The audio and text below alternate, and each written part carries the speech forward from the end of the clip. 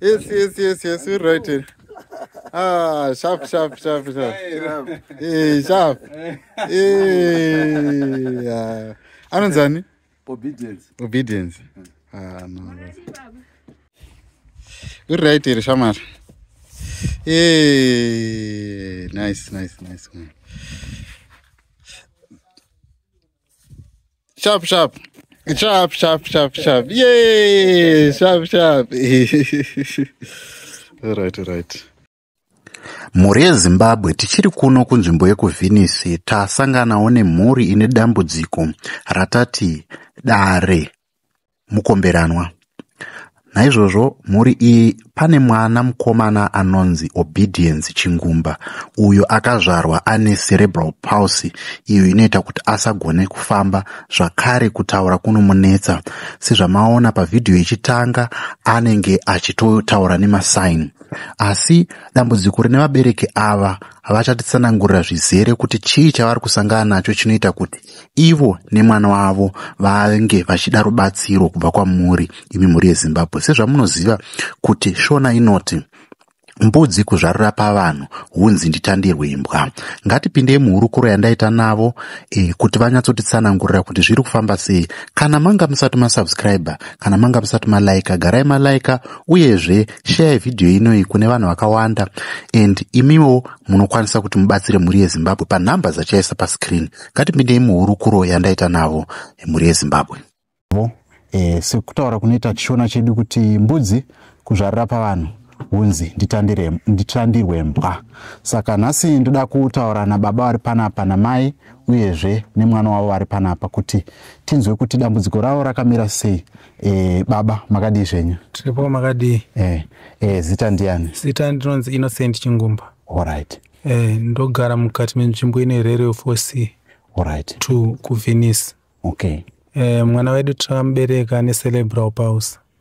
Saka tamubereka necerebral palsy aenda kumaexercise. Saka patakasvika pakushayiwa mari yekumuendesa kumaexercise ndo patakabva tagara naye kumba. Saka padambudziko ombe riripo ratiri kuchema mukati memhuri yeZimbabwe nderekuti toilet training hapana. Saka kuchikoro kwatakambotsvaga nzvimbo vaichemawo nenhau yetoilet training.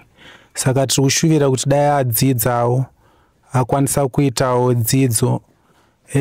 Mazino ake anomurwadza nemhango 4, haagari haafambi, anoshandisa mapamba. Saka kana zvakatiomera mapamba achitowanika nekuenda kunomashayiwa.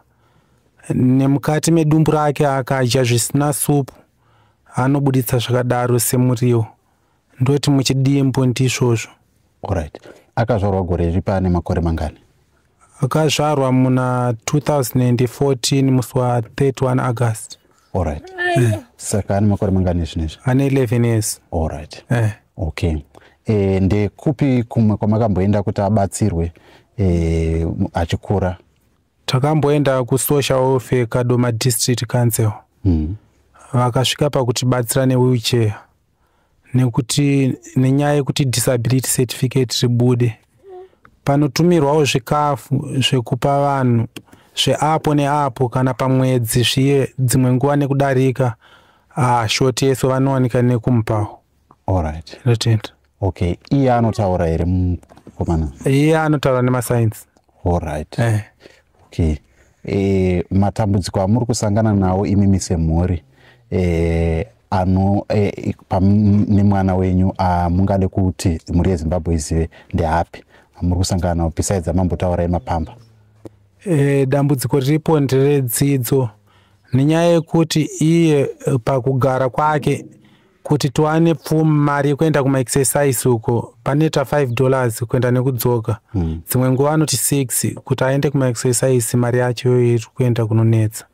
Nekuti takambobvunza kuchipatara kuti apadi operation zvakanzi aiwa nemaexercise zvinopera. Saka nenyaya yekushaya mari yemaexercise tatova nekumagore something 2 years tisingaende kumaexercise nenhau yekushayiwa. Alright. Imimi semhuri zvamungati upenyu hwenyu hwakanganiswa kana kuti hwadisturbwa nekuda kwedambudziko here? Ndezvipi zvamunosangana nazvo zvokuti munoti dai pasina kuti ndine dambudziko remwana ndingadai maybe ndichidai kana kuti zvingadai zvidai zvingava kuvanin'ina vake kana kuti imimi semhuri? Ndezvipi zvamakanganiswa ko zvamungati madisturbwa neupenyu hwenyu hwamunofungidzira kuti uro neupenyu hwake hwamunofungidzira kuti angadai achirarama? Sekudai so vamwe vese vari kuenda kuchikoro izvezvi, vamwe vari kusekendari, vamwe vari kupuraimari. Saka iye kuti utomusiya ari oga zvikwanisiki, nekuti anogona kuerekana akurwara. Munhu anongohakira urwere zvekuti hatikwanisa kana kuenda naye munzvimbo dzemafaro kana mune vanhu, nguva zhinji dzake ndedzekugara panapamba. Okay, saka pamba pano tofanira kutogara pane munhu. Alright. Anomuchengeta. Alright. Saka kana pasitorina munhu idambudziko. Alright. Imimi kurarama kwenyu munorarama muchizvishandira mabasa emaoko, ndeapo mabasa amunoita kuno kunzvimbo kuno? So far ndinenge ndichiita zvokuenda muchikoro kwose. Ndakamboedza kutsvaga mabasa. Mabasa ndiri kuona achindinetsa. Alright. Plus inini ndakambodonha pasame god. Alright. Zvokuti ndiri munhu ari kutorarama nekurwadziwa. Ndakaita dislocation ruoko rekusaidi uku. Alright. Neuku zvekuti ndine nguva yekuti kukaita makore ndinonzwa mapain saka kubata zvinhu zvinorema chaiko. Alright. Ndoita zvekujuma zvese munhu wechirume nguta ungazogara. Alright. Okay. Tombouya kuna amai nyakubereka. Amai makadii zvenyu? Chipani makadiwa. Alright. Zita ndiani? Ndetwa Itai Chigumba. Alright. Alright. Ndimi makabereka mwanakomana. Toda kumbonzwawo kuti imimi matambudziko amasangana nawo uyezve maybe mashoko amunenge muchisangana nawo ndeapi maybe akakuremerai pamusaka pemwana? Zvezvemashoko anogara anongotara zvakawanda, asi chiripo nechiruri chiri kutoti ndifambe handikwanisi nemwana, chiri kutoti ukwire naye mota anochema zvingaiti zvokuti uchifamba naye rwendo kuti pamwe kudaenda unoona vamwe.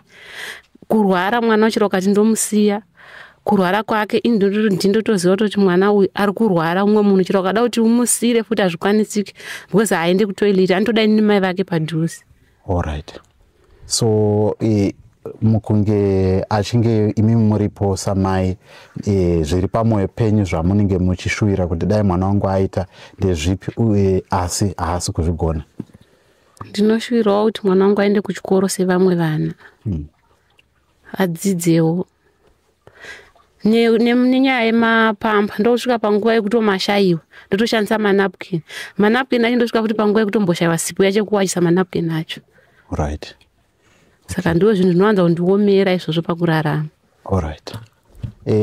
Veukama mhuri yenyu iri kubatsirawo zvakadii? Pane batsiro iri kwavanoita kwamunoda kuti mutaure nezvazvo? Mumhuri nezvitoona toti naivo vari kutoshayiwawo shungu vanenge vanadzo, asi kushayiwa chaiko. Alright. Kuti vatibatsira havambokwanisi, vanenge vachitoshuvirawo asi vanenge vachitoda kubatsira. Alright. Iye zvinezvi vanhu vari munharaunda muno ndanzwa muchitaura nyaya kuti maida kuti aende kuchikoro. Saka kuchikoro akamboenda here kuchikoro kana kuti haana amboenda? Haana ambobvira aenda kuchikoro. Alright. Saka iye zvinezvi kana muchikomunicata naye munotaura naye sei? Munoita zvekuita sei? Iye chero achida chinhu anondudza nemasaini, asi kudana kuti mama anogona zvimwe zvese agone kutaura. Alright. Ndaona patasvika panapa anga achifara chaizvo. Saka vanhu anotoziva kutoti uyu ndinhingi uyu ndinhingi ende achikwanisa kutaura naye nemasaini. Vanhu anoziva. Okay. Ndaona ane maronda zvakare. Vanin'ina vake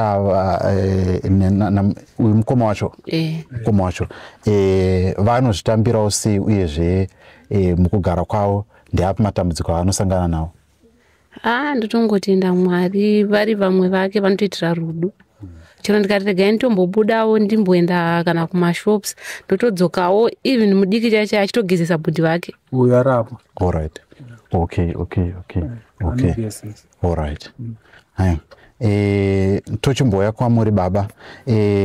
Rubatsiro rwamungade kuti mhuri yeZimbabwe inge ichikupai nderupi rwamunoda kuti mhuri yeZimbabwe izive pamusoro pemwana uyu?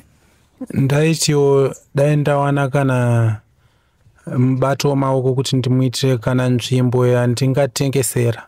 Alright. Zvokuti ndinenge ndichitengesawo kaprofit kaye ndichikawana ndichikwanisa kumuraramisa. Alright. Ndoona kuti ndizvozvo.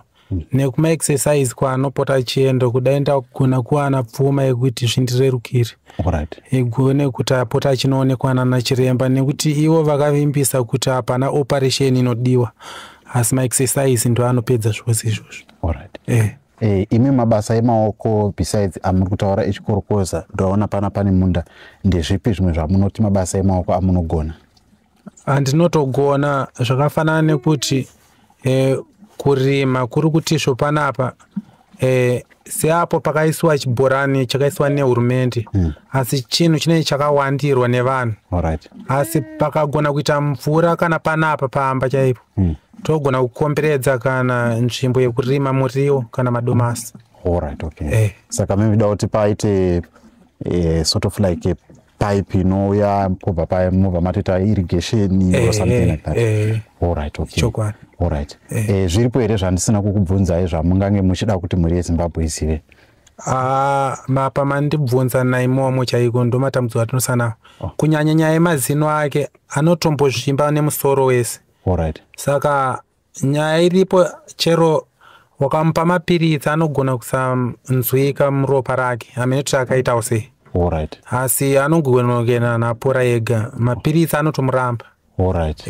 Okay. Alright. Asi anotosvika nguva yekuzva anomukona maronda ari musoro.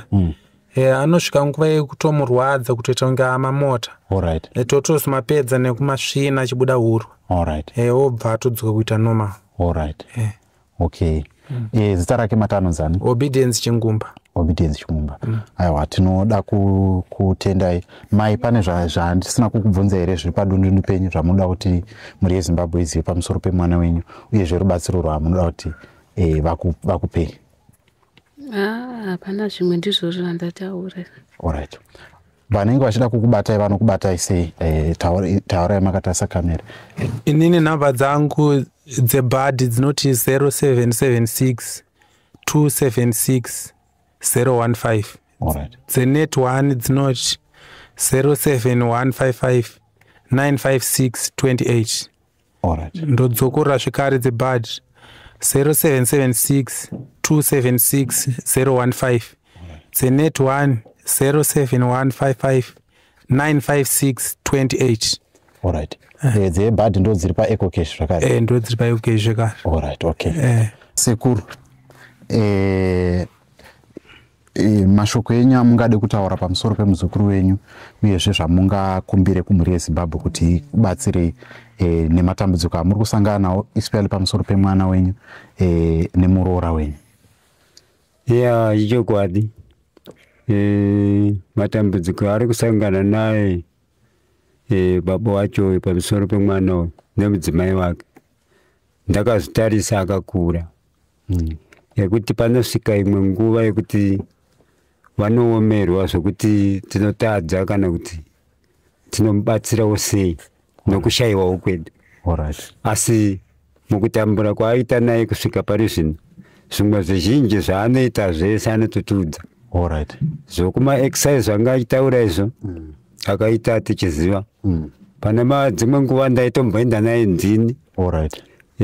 Baba wacho namai vacho vashaya mukana. Alright. Pamwe ukashayika mari pamwe ndaitombotiweni ndipe ndimboendawo naye. Alright. Ndikatomboendawo naye kanoita kaviri here kuma-exercise. Alright. Saka nevakabatsirawo kwaaienda kusocial fair. Aienda naye ikoko. Saka akachiuya achitiudzawo kuti abatsirwa so. Alright. Okay. Aiwa, tinotenda sekuru. Pane zvimwe here zvamungade kutaura zvinomuda kuti mhuri yeZimbabwe izive pamusoro pemuzukuru wenyu kana pamwana wenyu? Zvikuru stereke ndinoona kuti dai mukomana uyu nezvaari izvi akwanisa kuti sezvandakanzwa baba wacho kuti pakambonzi anofanira kuenda kuchikoro, but kuchikoro kwacho zviri kuti netsei nemaitikire acho kuti angaenda sei kuchikoro kwacho. Alright. Saka imwe nzira iri kutotitambudza kuti zvinonzi vakadai so vana vakadai so vanofanirwa kunge vachienda kuchikoro. Saka iye achaendawo sei? zvimwewo zviri kundinetsawo mupfungwa kuti zvinofambika sei. Handitika. Saka kumhuri yeZimbabwe tiri kungoti dai kuri kuti zvakwanisika kuti mwana iye akakwanisawo kuenda kuchikoro aiwa zvakanaka. Handitika. Neimwe nyaya yekuti iye zvaanobata nemaoko izvo zvokuchera izvizvo pane dzimwe nguva zvinombonetsa.